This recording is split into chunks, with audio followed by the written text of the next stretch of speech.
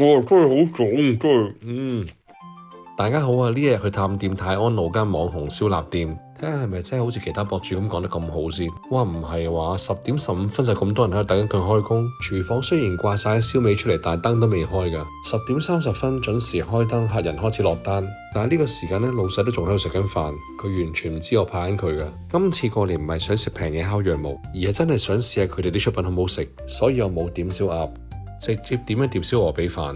再好豪咁加隻13蚊嘅油雞髀，未完，再加咗15蚊嘅蛋黃叉燒，雙髀飯加叉燒66蚊。呢度嘅老火湯咧任你筆嘅，唔好浪費就 OK 啦。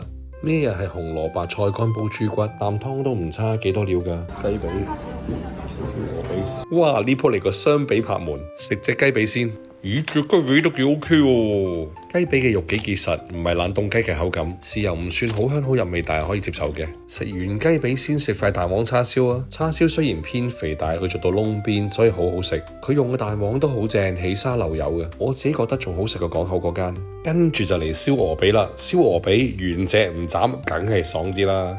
哇，真係好爽啊，真係，好啦，食完再講啊。